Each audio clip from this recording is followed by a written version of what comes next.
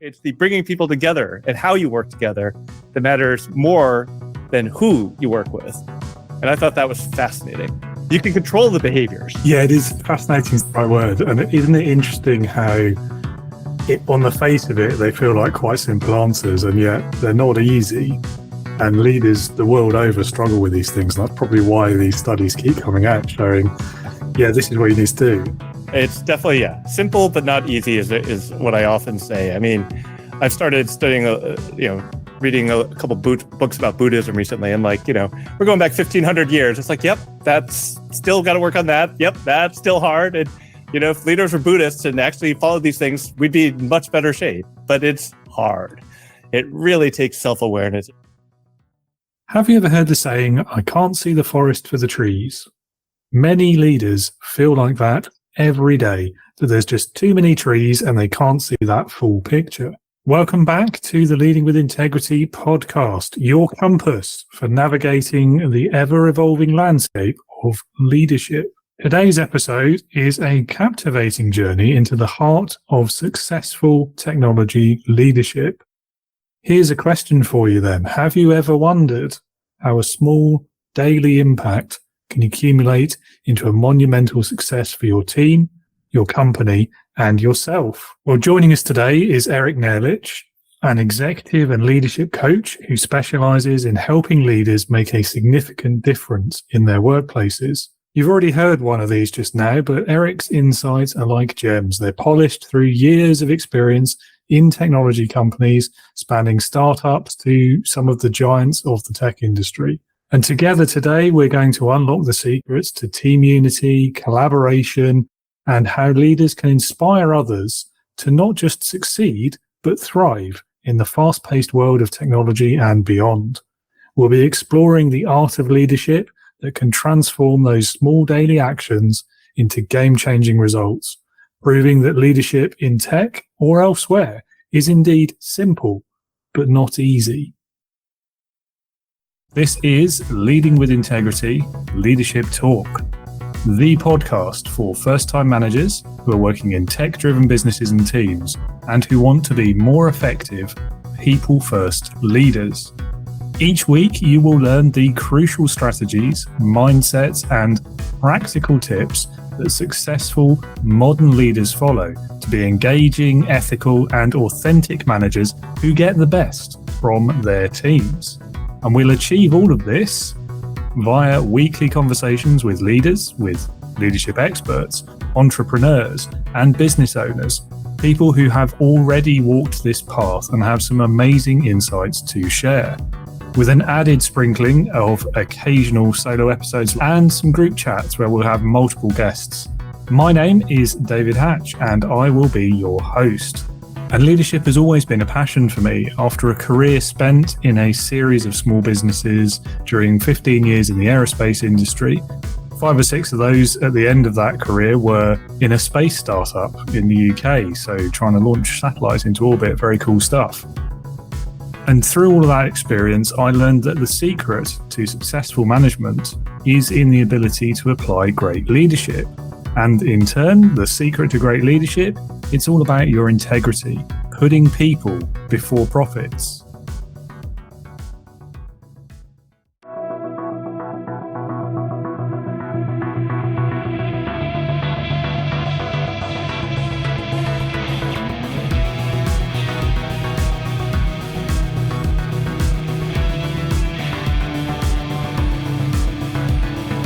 Welcome to the Leading with Integrity podcast. Leadership talk for the modern manager. With your host, David Hatch. Eric, thank you for joining me today. A bit of an early start for you today, but maybe not as bad as it could have been with our original schedule. So I appreciate you being here. Yeah, thanks for having me, David. I really appreciate it. And yeah, the original time offered on your calendar was 6 a.m. California time. I'm like, oh, I can do it. But 9 a.m. is much more humane for me. Yes, humane, like it. Yeah. Sorry about that. It's the downside of being in the UK and the time difference. Mm-hmm. But anyway, so we're here. We've made it. That's the main thing. Yes. I think it's amazing that we can even have this conversation. I mean, it's like, oh, you're in the UK, I'm in California. It's like, oh, no big deal. We can just hop on a podcast together. It's pretty awesome. It is, definitely. I agree. I guess the weird thing about it is that's been the case for probably a decade or more, isn't it? But it's only really become normal, in inverted commas, since COVID. Very strange to me that we didn't just always do it that way. But I think it would happen inside companies. I mean, certainly when I was at Google, Yeah. I had a lot of early meetings when I had to meet with Europe using Google Yeah, Meet, sure. actually. So I was familiar with this 10 years ago. But yeah, using it more generally has definitely come a long way in the last few years. yeah. Maybe it says more about the industries I've worked in, where it was better to just get on a plane and go and shake someone's hand, and all of that entails with the travel and the angst and the carbon footprint and all the rest of it. But anyway. Yeah. So to kick us off then, I'm going to take a calculated risk, which I'm sure isn't really a risk, and let you have the virtual control, as it were, and introduce yourself, tell the listeners a bit about your background, which you've already hinted at, what you do today and why you do it. Yeah. So as of now, I employ myself as an executive coach, helping leaders grow their impact. The way I got here is kind of encapsulates a lot of my career, but the short version is I started off as a physics student, dropped out of grad school to become a software engineer, worked at a bunch of startups here in Silicon Valley. And what I call my origin story as an executive coach happened in my second job, where I joined a startup that had an amazing tech team. Like some of the best people I've ever worked with, just fantastic engineers and PhDs and physicists. And we built something that nobody else in the world could do at the time. And the company raised $40 million off of our work, and things were going great. And we went bankrupt a year later. I'm like, I don't understand what happened here. Like, we are delivering on everything we're supposed to do, and somehow the company went bankrupt because our CEO was an idiot, basically.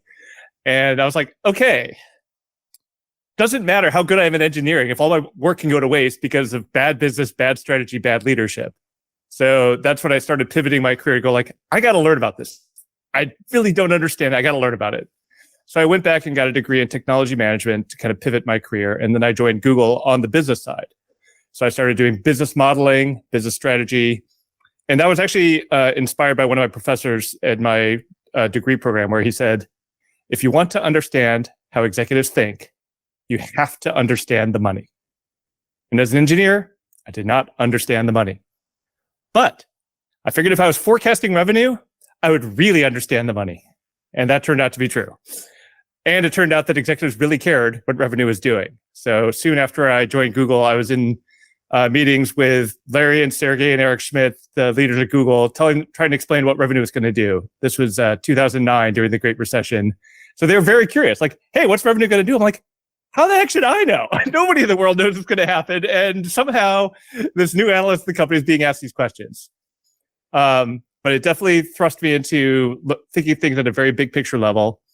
And I parlayed that into later becoming the chief of staff for the search ads team at Google. So leading business strategy and operations for that team, which was, at the time, a $100 billion business. It's bigger now.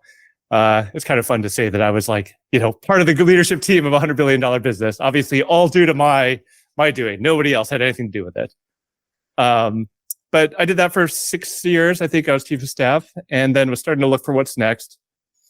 And that was like mega scale, like huge business, lots of people. And I really wanted to get back to micro scale, one-on-one, talking to people. Because I was missing that kind of connection. I was like, instead of being like a little cog in a huge machine, I wanted to have a really straight up personal impact.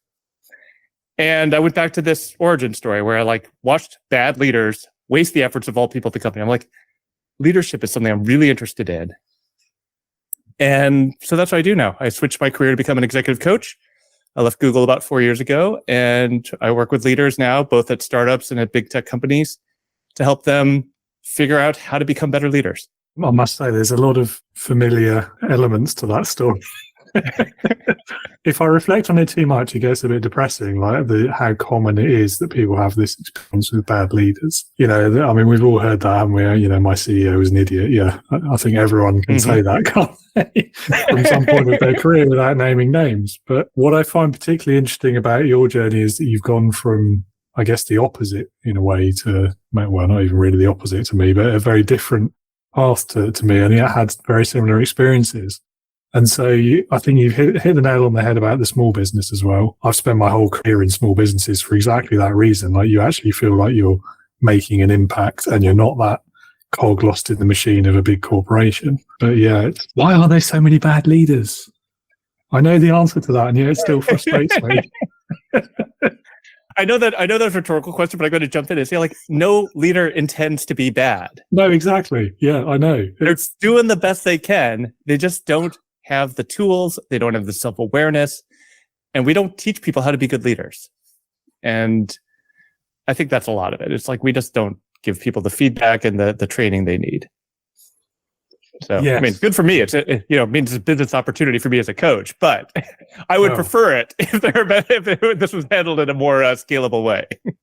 Well, yes, likewise. It's one of those things, isn't it, where I don't know, it's not mostly about the money, is it? I mean, certainly not for me. It's because having been through those experiences, and I'm sure it's the same for you. Yeah, about the money. I mean, yeah, I would have been making far more money if I was still at Google. I mean, Google has a lot of money. Yeah, this is it, isn't it? But I guess the thing with leadership, particularly when we talk about improving people's skills and doing it as an industry almost, if you're not one of these like massive training organizations, it really can't be about the money, I think, because so few companies seem to be interested in spending money on that sort of thing, at least for early career leaders, which I think is where it needs to happen. I'm biased, obviously, because that's where A, you can have the biggest impact, and B, it's the most overlooked. It's where people actually need it the most, because they are the ones, in my opinion, who are doing what I would call like the coalface of leadership. They're the ones who are most likely to be interfacing with the actual employees who are doing the actual work and the actual customers who are paying the actual bills. But I'd love to hear what it's like in Google, because they actually have quite a good reputation on this kind of thing, in the way that they support their leaders and managers. But quite often you see the leadership training budget, let's say, goes on the leadership, and in a big corporation, that means the executives, the people who are at the top end, who are towards middle or end of their careers, rather than the people who I would say actually need it the most, which is the early career leaders who've had no experience of leadership. Yeah, I mean, Google, I think, does better than most in investing in its people. It offers included coaching for everybody director and above. So if you're a director above, you just get an executive coach, and you just ask for it and you get it, which is pretty generous. And even if below that level, they're now start offering Better Up, I think, for employees below that level. So at least there's something. I have some thoughts on Better Up and other coaching platforms, but I'll leave that for later.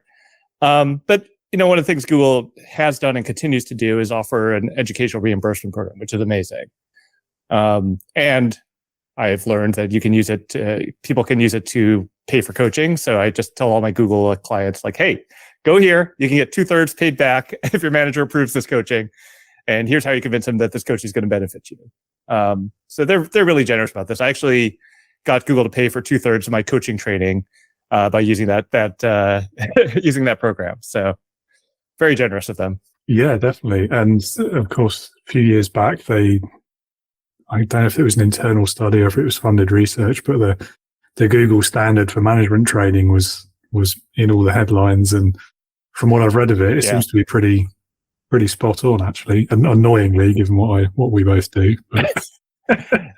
Absolutely. No, that was a really interesting study. Yeah, I think it was that project, either Oxygen or Aristotle. I think Oxygen was the one that was managers.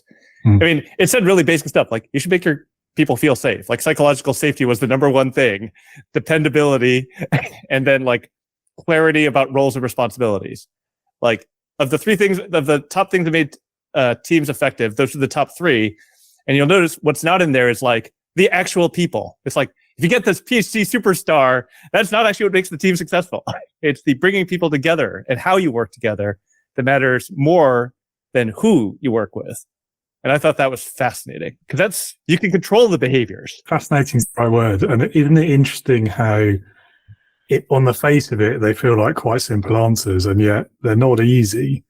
And leaders the world over struggle with these things. And that's probably why these studies keep coming out, showing yeah, this is what you need to do. And well, yeah, that makes perfect sense, but might sound simple, but it's not easy.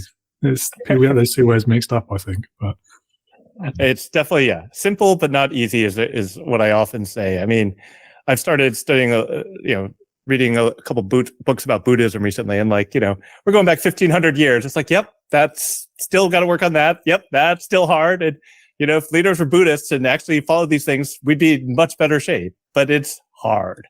It really takes self-awareness. It really takes effort to move away from kind of our base instincts, our ego-driven, our fight or flight responses, to think in a more elevated way, let's say. Indeed. Obviously, from that story, you've changed career a few times. And I know you say went and did another degree and went and did this course, and which makes it sound, I suspect, a lot easier than it really was. So how do you actually pivot your career? Because it can't be that easy, right? It can be. I mean, I had a bunch of advantages working in my direction. So when I dropped out of grad school to become a programmer, it was a friend of mine from MIT offered me a job. He's like, "You're smart. You know how to program computers. I can figure out the rest with you." So that was pivot number one. I used a friend to pivot careers. Pivoting from engineering to the business side of things. But yes, I took a master's degree. That definitely helped. But then the way I actually got the job at Google was, again, through the MIT network. There's something posted on an MIT job board. I didn't know the person myself, but we met up for coffee.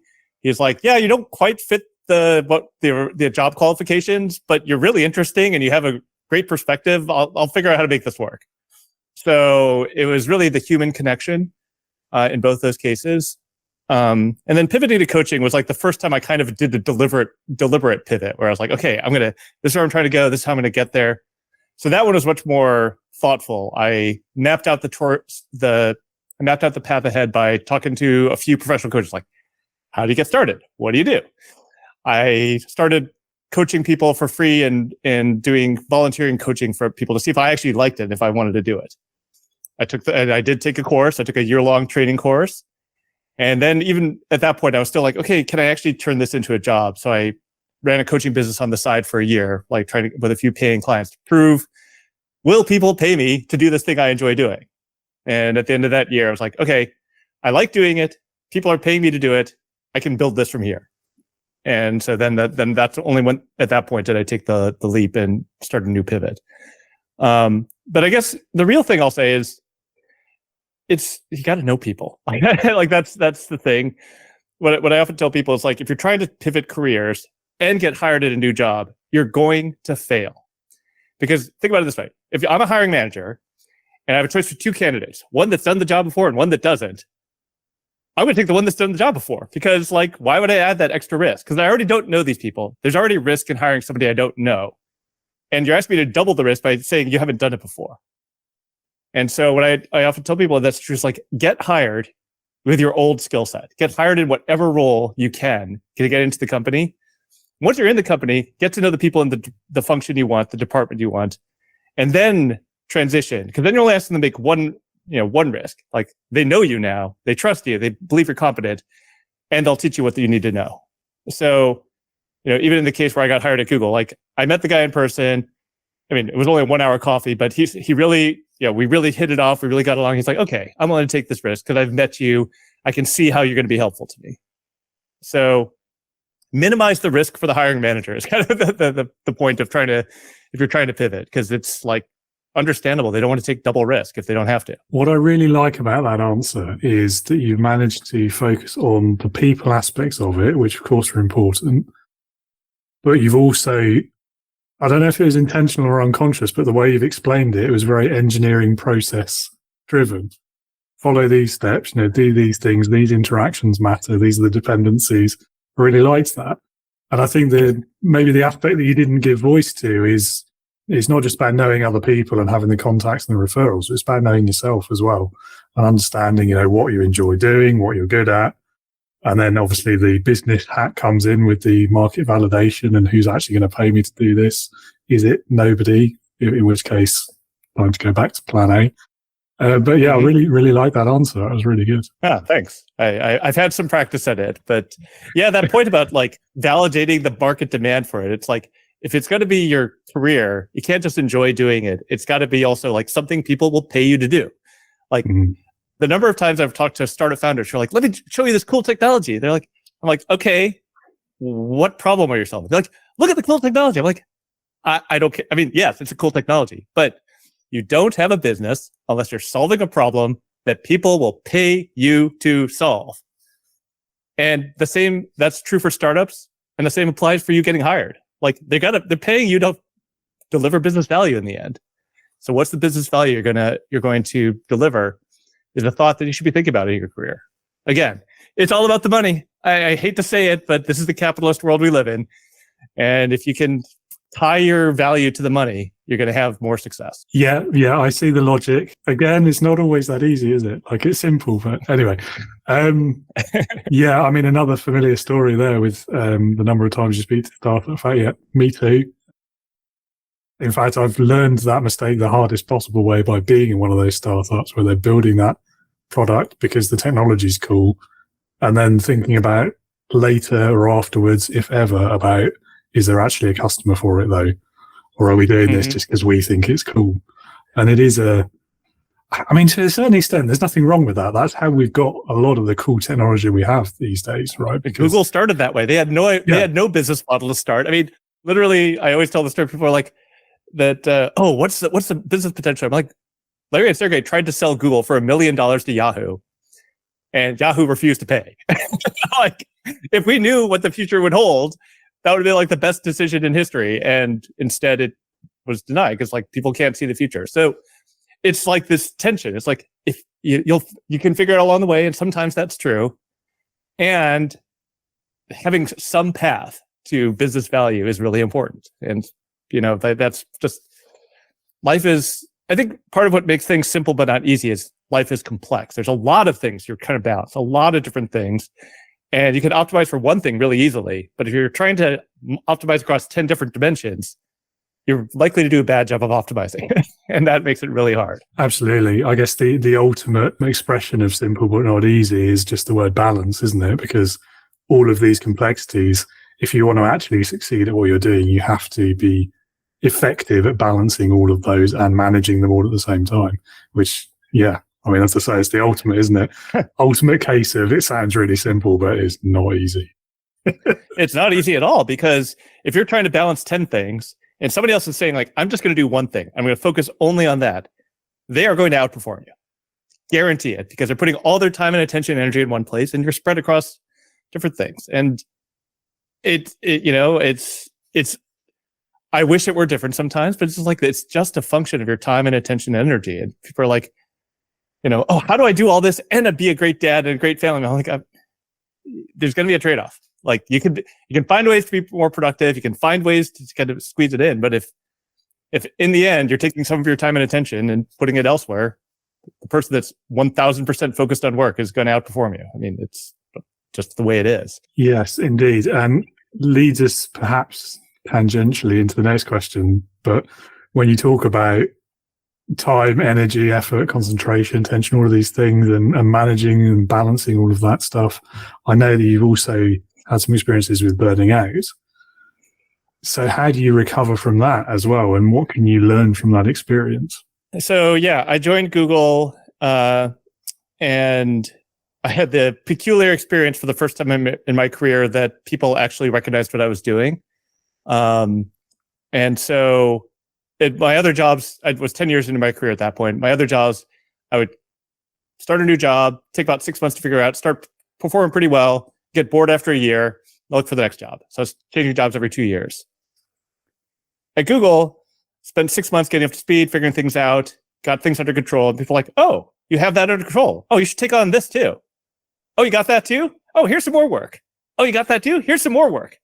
And as soon as I leveled up to figure out how to do what I was doing, they gave me more work to do because I was doing the work well, which was flattering and exciting. Like, oh, I'm being trusted with all this important work. I got to take it on. I can't say no to it. Like, how do I turn away from that career opportunity?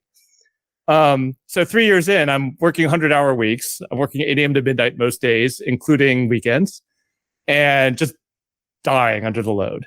And like, I don't see my friends. I don't see my family. I don't do anything outside of work because I'm just literally spending all my time at work. And eventually my body just gave out. I woke up on Christmas of 2011 with 103-degree fever. I was in bed for a week. My body just completely collapsed. And so was kind of my low point for that. And the interesting thing for me was that it was the first time I ever actually questioned, like, what am I doing? Like, I had been told that's what it took to get promoted. And I was desperate to get a promotion to prove that I belonged at Google, prove I deserved all this important responsibility. But lying in bed that week, I was like, is this promotion worth it? Like, I am sacrificing.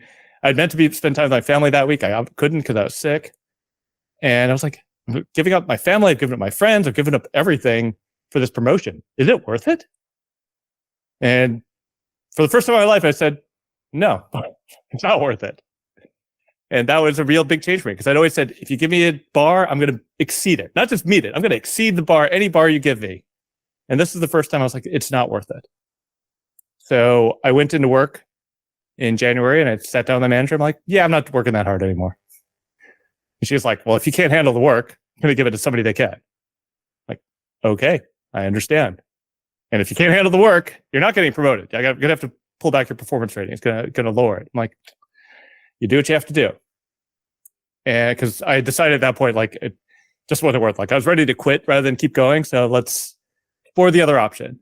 So that's what happened. She slashed my performance rating from strongly exceeds expectations to barely meeting expectations. She took away half my team and gave it to somebody else. And I expected, and the fear I had like gotten the worst possible outcome. Everything I'd feared had occurred. And instead of feeling terrible, I felt great. I'm like, this is great. I can do my job at 40, 50 hours a week. I get paid the same amount of money.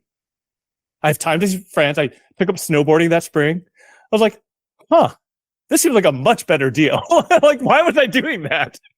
And that was like a really breakthrough moment for me. Like, I realized I had a choice. I had a choice of how to spend my time. I could choose not to spend all my time on work. I could choose not to put work first and only wait until I did absolutely everything and exceeded expectations at work before I did anything else with my life. For the first time in my life, I set a boundary and stuck to it. And that was really a pivotal moment for me.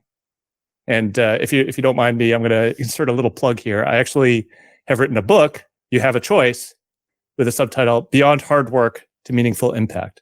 And it starts with that story because that was such a pivotal moment for me. And I go through, in the book, I share a little bit more about my experience and the framework I've used over the past 10 years to kind of redesign my life to be more meaningful and balanced, as you put it. So thank you for letting me plug my book.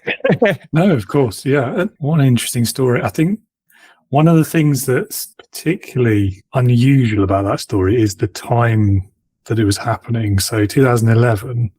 So in the fallout from the financial crash, like over a decade before the Great Resignation, before anyone had heard of quiet quitting, and you've come to this realization, which now, I mean, it's pretty common, isn't it? It's kind of the way the workforce is expected to think now. But back then, that must have been really interesting reactions you must have had from some of your colleagues. Yeah, they didn't quite know what to make of me, and they continued not to know what to make of me. A few years later, I was in my chief of staff job. My manager was like, okay, so here's what you have to do to get promoted. You're going to take this, and you're going to take on this, you're going to take on this. I'm like, no.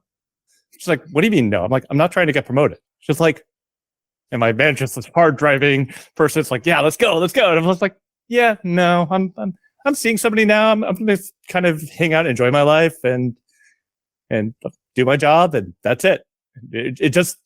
She just couldn't process it. It was kind of hilarious. She was like, but that's how I motivate you. I give you promotion opportunities. I'm like, yeah, that's not motivating me. Good luck.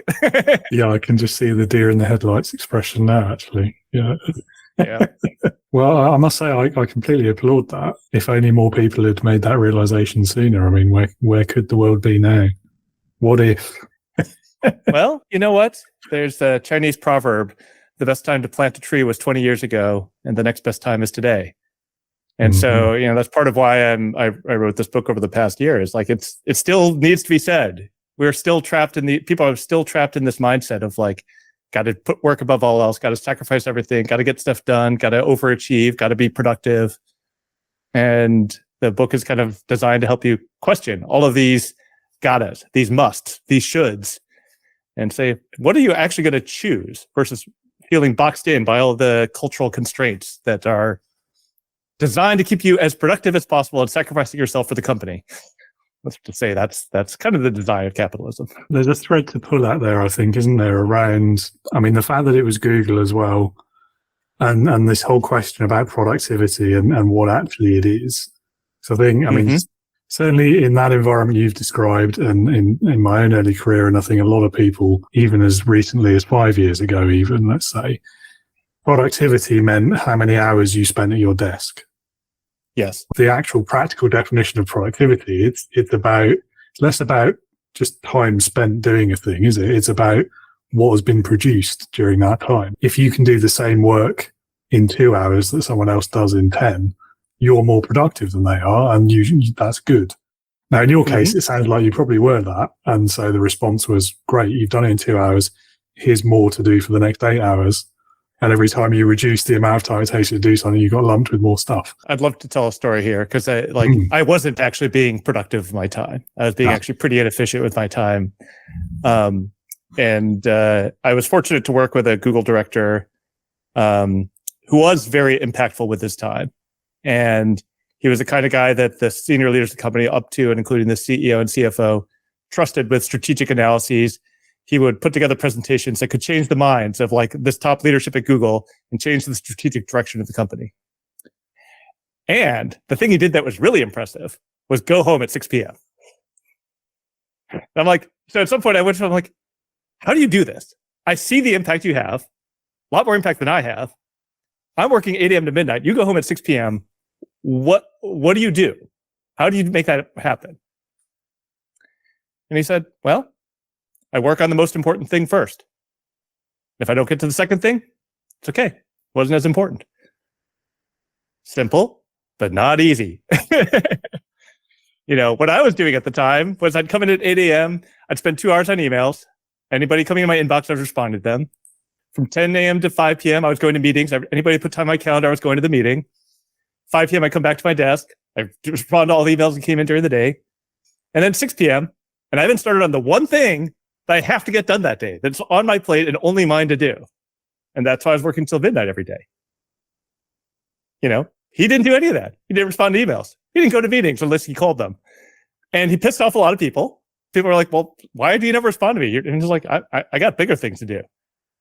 And so he was willing to put up with people being annoyed, people being frustrated with him, because he knew the impact he wanted to have. And he put his time and his attention and his energy there. And he let other things go.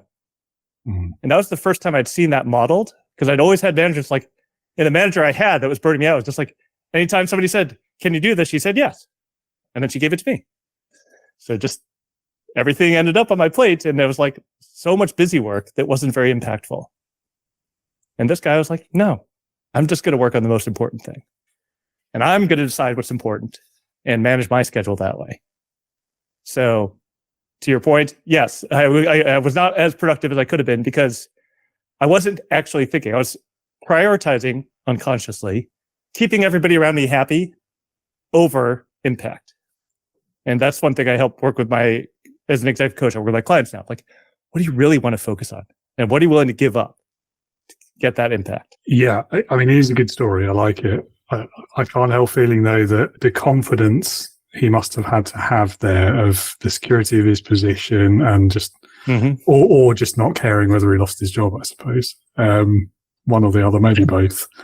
I think, certainly, certainly in the context of the organization that you've described, and I think a lot of workplaces, the world over, not just back then, but sadly probably even today, it's not always that easy, is it? Like you make those decisions and it will mean you're going to lose your job, you're going to lose your opportunities. And I mean, I think that's why we've seen a rise in the last few years of so many people going out on their own and being self-employed, starting their own companies. That's certainly for me. I mean, that was the only way I got control of my schedule finally and completely, and can now work in exactly the way you've just described, because I own the business. There's no one there to pile the busy work on my shoulders. Apart from myself, which I'm very good at only occasionally doing. Yeah, I hear that. Yeah, it's a good point that like he had the confidence and the security that he could get away with that. And it is, this brings up a point I should make about privilege. It's like, he was a well-established man and he could say no to people and it wouldn't really damage him. And I've worked with clients who are women, and especially women of color. If they said no in the same way, exact same way, that would be all that would be on the performance review. It's like, you did not deliver on this one thing, therefore you did not meet expectations. And whereas he was lionized for the upside and people let the other stuff go, if you are from under a differently privileged background, then sometimes people say, oh, that shows you can't do your job. And that's all they see. So there's an element of privilege here, and I appreciate you bringing that up. Yeah, I mean, we could go off on another hour's tangent talking about what we can do about that, couldn't we? Yes. I don't know that there is an answer, to be honest. Certainly not an easy one or a simple one. No, not simple, not easy. It's one of those things where, I mean, I do try to work. I should devote about some of my coaching time to people from underprivileged and historically excluded populations, because they don't get the sort of mentoring and opportunities that I got. Like, people took chances on me when I didn't meet all the requirements. And I'd like to think it was because I'm so amazing, but it also helps I look like I do. I'm tall, I'm white passing, I'm male. And they're like, this guy's got to figure it out. Whereas somebody else who didn't look like me would not be given the same chances.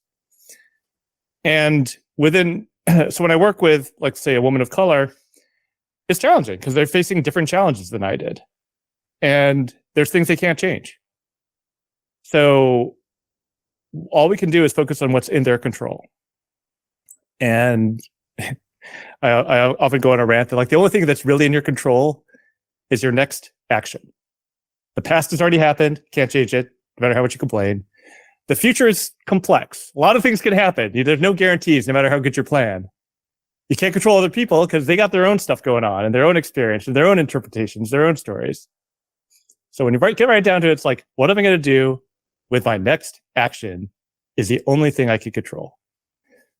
And that turns out to be quite powerful if you really take it seriously.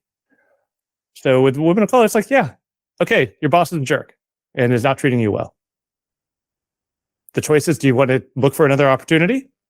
Or do you want to figure out how to work within this unfair system? I don't like those choices either, but those are the choices we're facing. And I'm happy to help you work through either of them and kind of figure out a strategy or a plan of attack. And that turns out to be really helpful, not just for women of color or people from underprivileged backgrounds, but anybody. It's like, just what are you going to do next? Complaining is great. Sometimes you need to vent. And then, what are you going to learn from the experience? What are you going to do differently? That's the only way to go, isn't it, when there are that few choices? Yeah, and it is definitely powerful in any circumstance, isn't it? I mean, we can all think back to the bad job we've had, or that terrible, difficult manager we've had to work for. And you're right. Like, the first instinct is, I'm just going to complain all the time and not work as hard. And, well, that's how we've ended up here, isn't it? Is by making a different choice. So there we go. Yep. Absolutely. So on the subject of those difficult managers or difficult colleagues, even, let's just say difficult people as a category, if that's a fair category, what advice would you have for handling those people, for being able to work with them and remain productive? I mean, to reiterate a point I made earlier, I think everybody's doing the best they can. And while they may be difficult for me to work with, it doesn't mean they're difficult for everybody to work with. And I can complain and hope that they change to make it easier for me to work with them. But that's kind of leaves me stuck because there's nothing I can do to affect that outcome. Or I can figure out how to change myself to work with them more effectively. And that starts by understanding, what do they care about? What's important to them? A thing I often tell my clients to do is, even if you're a junior person in an organization, they're like, I don't get FaceTime with the VP. How do I know what they care about? I'm like, here's what you do. In every single meeting with that VP, you write down everything they say, every question they ask, every comment they make. If you write it down, I guarantee you'll look at it and you'll be like, oh, this is what they care about. Because that's where their mind's going to go. They're going to always be asking with an angle that supports what they care about, like this risk or this opportunity. And then when you're presenting to them, you present to them in terms of the thing they care about. Again, simple, but not easy. But sometimes it is. My typical example is working with salespeople. I never used to work well with salespeople because I was a tech guy. Like, here's the cool technology. Here's what it can do. Here's the cool feature. They're like, yeah, but I don't care. And eventually I realized every conversation I had with salespeople was about quotas. I was like, wait a second. Their compensation depends on beating quota. Their promotion depends on beating quota. Basically, their entire identity depends on beating quota. Turns out if you put everything in terms of how they can beat quota, salespeople will listen to you. So that was a really, that's an example of, you might consider them difficult, but once you kind of crack the code of what do they care about, it can be a lot easier. I guess I'll add one more story here, if that's okay. So my previous job before Google, I worked with a difficult, he was difficult for me, CEO founder at a startup. We didn't get along. We butted heads a lot. It got to the point where he basically would refuse any idea if it came from me. Like I would pitch something, he'd be like, that's the dumbest idea I've ever heard. And then 2 weeks later, he'd be like, hey, I thought of this really cool idea. I'm like, really? So I complained about it for a year and that nothing was changing because there was no incentive for him to change because he was in charge.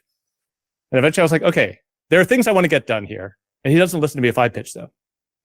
But I know who he does listen to. So I went to his lieutenants. And I would pitch them ideas and they'd be like, oh, that's a good idea. And they would pitch him and he'd be like, that's a great idea. We should do that. And then we'd start to do the stuff I wanted to make happen. And I would work behind the scenes to make the features happen and the products happen that I wanted to happen.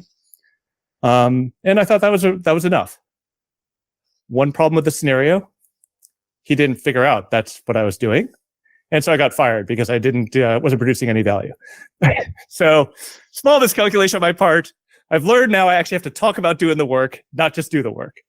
But that firing kind of led to the later burnout at Google because then I was like, at my next job, I'm like, I have to prove I can do everything. So you can see how these experiences compound in really interesting and exponential ways. Yeah, and maybe a lesson in there about overcompensating for a past mistake. I don't know. Yeah.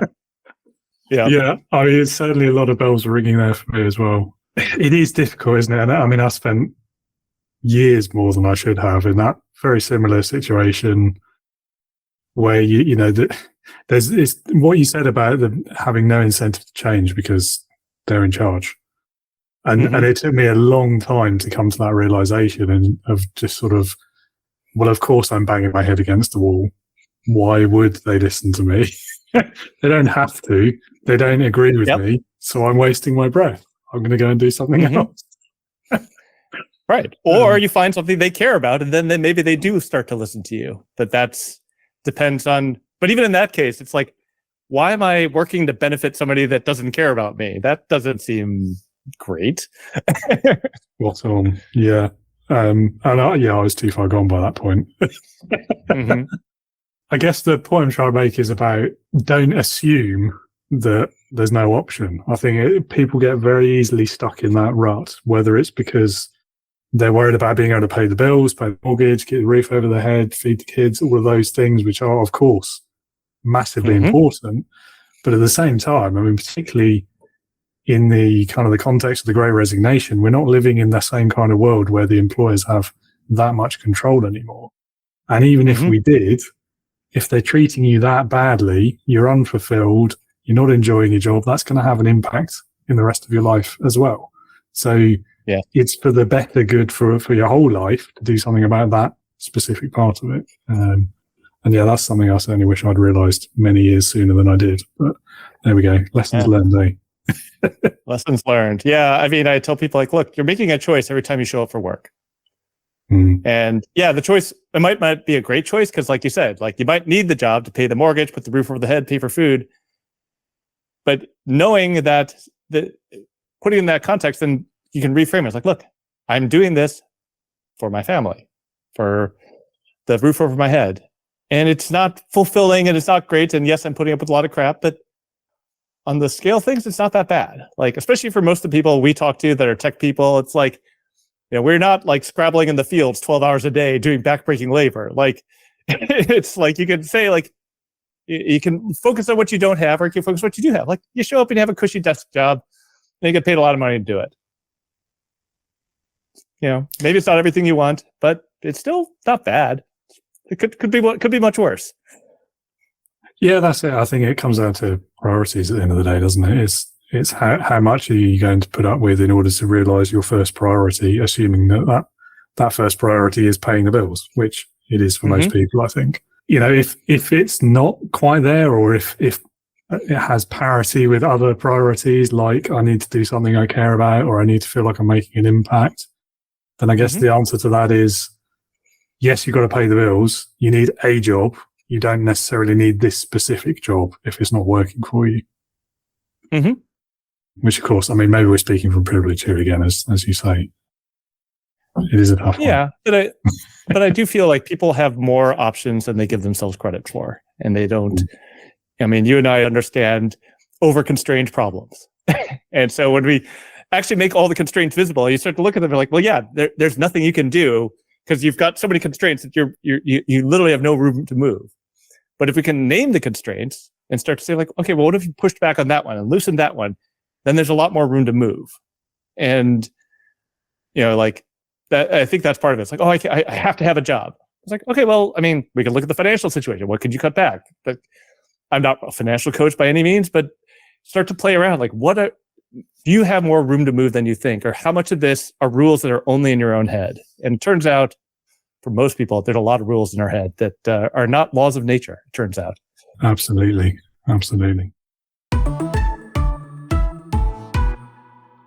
What would you say is the biggest leadership lesson that you've learned in your career so far?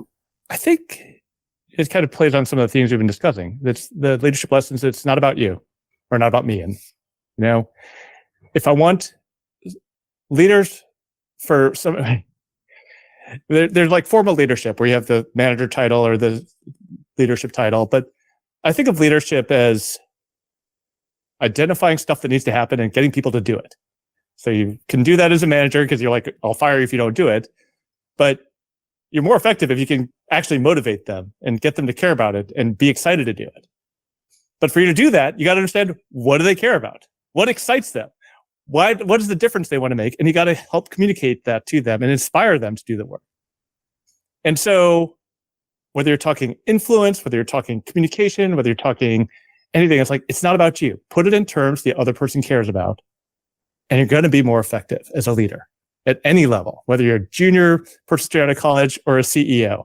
Put it in terms the other person cares about. Yes. Yeah, I like that. And of course, as you rightly say, the first step to that is knowing what they care about. Which I think, again, it's an all too easily skipped step of that process for a lot of managers. And it's knowing your people, isn't it? I think that's got to be the first thing any good leader does, is make sure they know their people.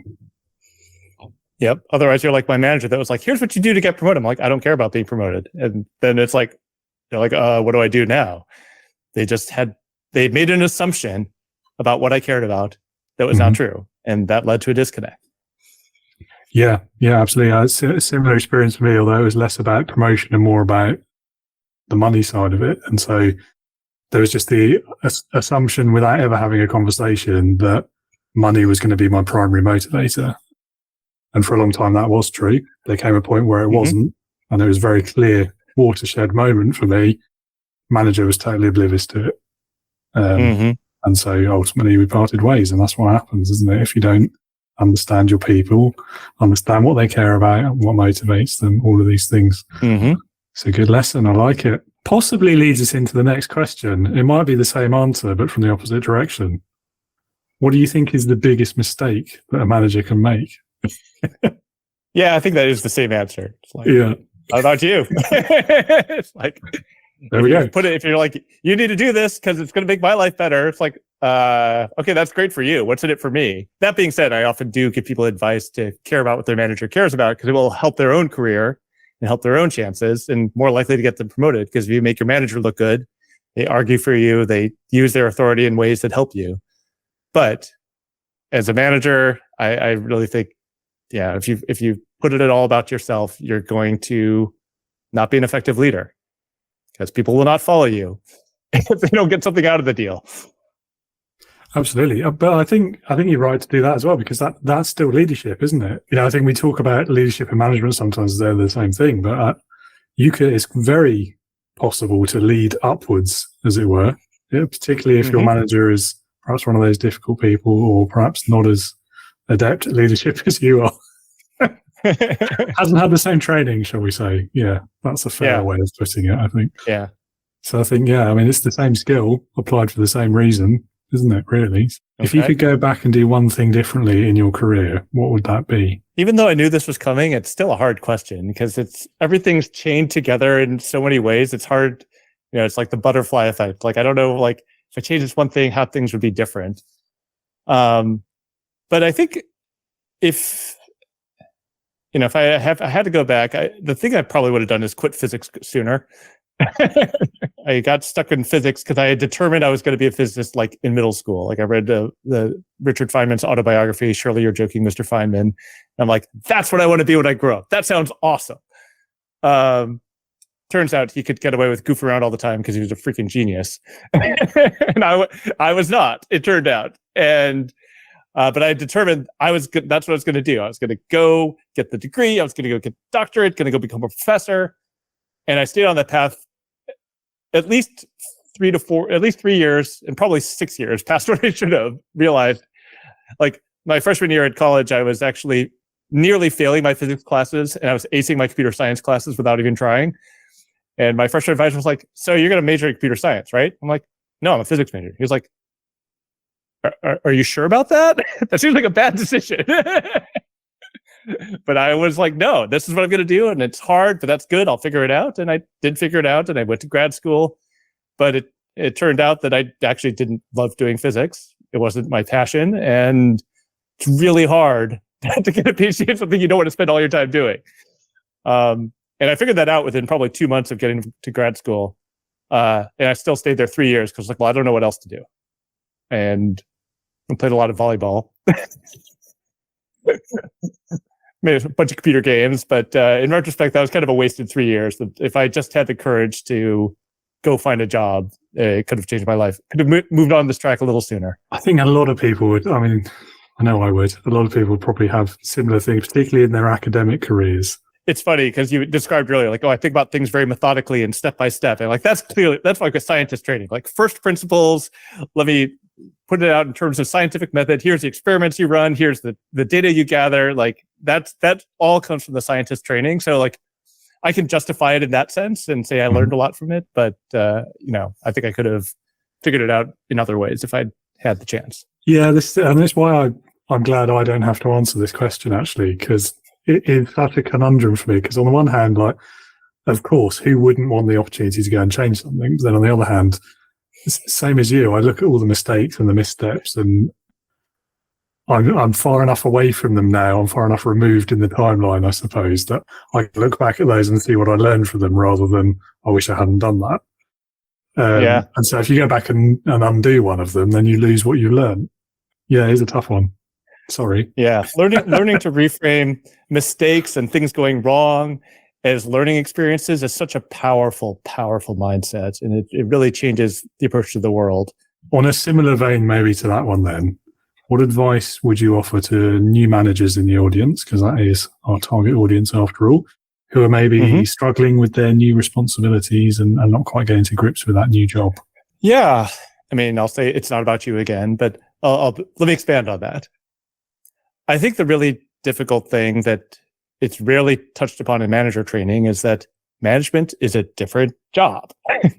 Sounds obvious, but it's different to be a manager than an individual contributor. So in school, you are rewarded for getting the right answer, solving the problem yourself, taking it and doing the hardest thing yourself. As an individual contributor, you're rewarded for doing the job yourself, taking on the hardest problems, solving it by yourself, not working with others necessarily. And then you become a manager, and that's not your job anymore. Your job is to give the work to the people on your team and organize and make them more productive. And that's a completely different mindset where it's like, it's so easy to say like, let me dive in and do that for you because I can do it better and faster and more accurately, which is all true. It feels weird for an engineer to say like, I'm going to give the work to somebody who's not going to do it as well. That doesn't seem like it can possibly be the right answer. And yet there's no way to scale because the way I frame it for a lot of my clients is saying like, look, right now the company has one of you. But if you can coach up the 5 people under you to do what you can do, they'll have 5 of you. And that's way better for the company. So yeah, they're not as good as you today. Your job is to get them to your level. And that's just a very different mindset. So I guess that would be my invitation to a new manager is let go of doing it yourself and change your perspective to how do I get my team to operate at the level I'm already at? Because that is a truly empowering and scalable experience. That's how you scale as a leader. 100%. Yeah, no, I love that. And it's yes, of course. Like you could probably do it faster, better, and do a better job than they would. But if you do it for them every time, that will always be true. So you're absolutely right. You've got to coach them up. It's the force multiplier, isn't it? I guess is you're creating more value for the business by coaching them up and by replicating yourself even to an extent. In terms of capability, not personality, I should add, because I think a lot of people try and clone themselves, and that can be quite unsettling. Yeah, this reminds me of I listened to an interview once with a guy named Jerry Colonna, who's a famous executive coach. He's called the CEO Whisperer. And that's what he's asking about coaching. And he talked about the experience when somebody asked him what they should do. And he knows the answer. He knows what they should do. He's like, but if I give them the answer, I'm reinforcing a worldview where they can't figure it out themselves. And I refuse to do that to them. I'm there to empower them. And I heard that, it was like, oh, dagger to the heart. Because there's, as you can probably tell from this interview, I like knowing things. I like talking about things. I like having the answer. And it's really tempting for me to give the answer when I have it.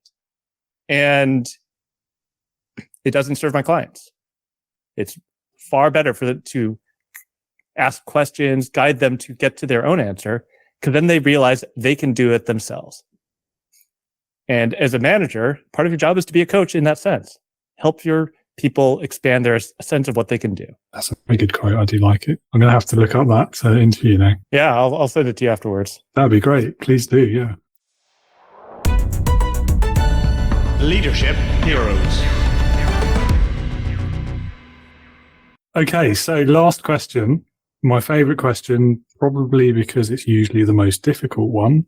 Not because I'm a sadist. It's just because I like the question. So it's called Leadership Heroes.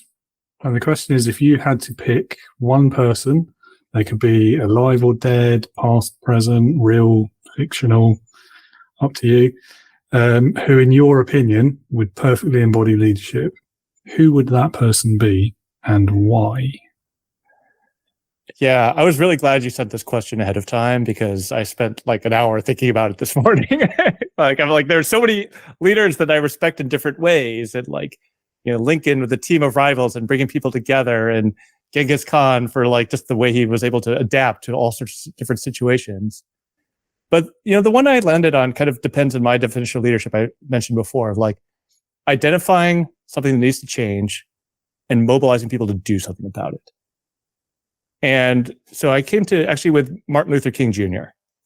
because he did not have formal authority. He was a preacher. And at a very young age, like said, this needs to change and I'm going to do something about it. And I'm going to do what I can from where I stand. And he had a huge impact. I mean, I looked it up this morning. Like he was assassinated before he was 40 years old. Like the amount of impact he had in the short working career that he had is huge.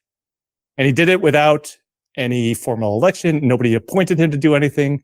He did it through the sheer force of his personality and his ability to get people inspired to say, I have a dream. I mean, that's literally his speech. I have a dream.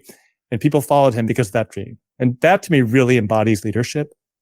It's like, I'm going to paint such a compelling picture for you that you want to follow me. You are going to put people's lives on the line to follow you. Man, can you imagine a corporate leader that you're like, I will put my life on the line to follow you? It's really hard to imagine. And he could do that and inspire people in that way at such a young age. I think he's a fantastic leader. I agree. I mean, not only is he also on my short list, but I think he would be on any reasonable person's short list, to be honest.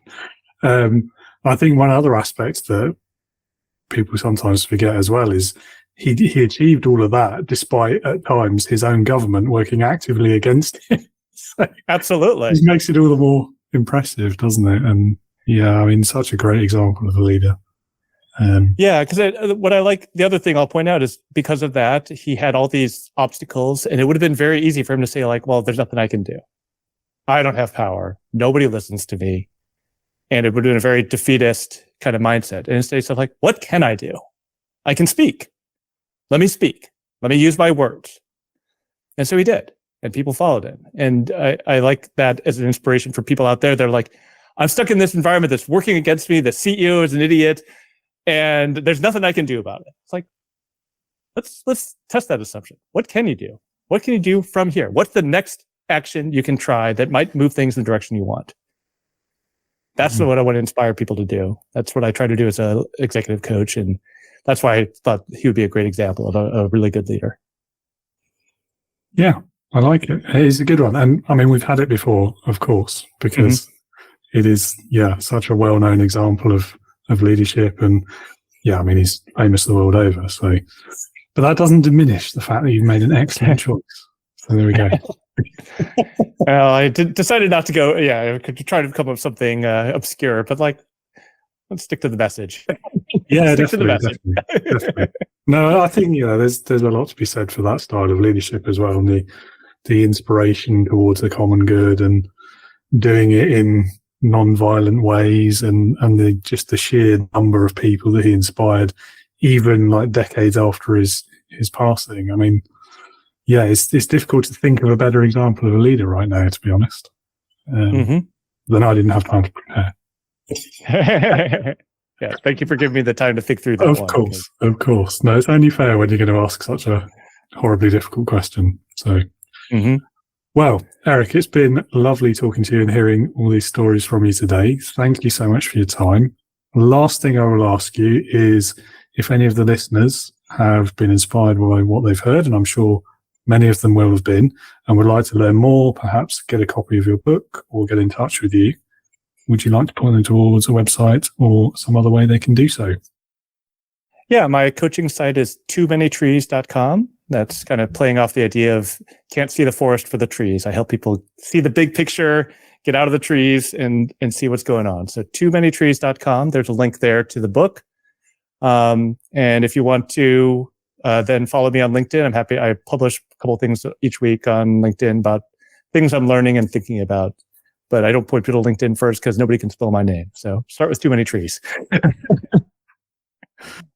Fair enough. I will pop the links in the episode description as well anyway, so they won't have to spell your name. They can just click on the thing. Great. Well, thanks again so much for your time, and have a great rest of your day. Great. Thanks so much, David. I really enjoyed the conversation. Thanks for having me on. Likewise. Thanks for being here. Well, listeners, by now, the reason for the episode title this week is pretty clear. Simple but not easy has certainly been a recurring theme of today's discussion. And as ever, it's crucial to stay informed and empowered to help you succeed as a leader when things are simple but challenging, and even when things are complex and extra difficult. So visit www.leadernotaboss.com for a page full of resources, links, and insights that will help equip you to lead with flexibility and confidence. Plus, don't miss the chance to schedule a complimentary consultation with me where we will discuss your specific leadership challenges and goals. Huge thank you to Eric today for sharing his expertise and his insights with us all. Eric, your contributions are immensely valuable, and we've all benefited from hearing about your experiences, so thank you so much. And to our listeners, your support is what keeps this podcast going. Your reviews and feedback are my personal inspiration, so thank you and keep them coming. And finally, I have some Leading with Integrity news for you. Next month, we'll be doing a themed series of episodes focused on the people-first aspects of leadership from a variety of different perspectives. I'm calling it The Heart of Leadership, a people-first journey, because you have to name these things, apparently. And we'll be kicking things off in that little mini-series in next week's episode, looking at leadership and interpersonal interactions from a customer service point of view, where I'll be joined by Pierre Bowsy, who has an immense amount of wisdom to share on that subject. So mark your calendars, stay tuned or subscribe if you like so you don't miss it. And I can't wait to welcome you again to another great conversation about leadership. Until then, take care and be a leader, not a boss.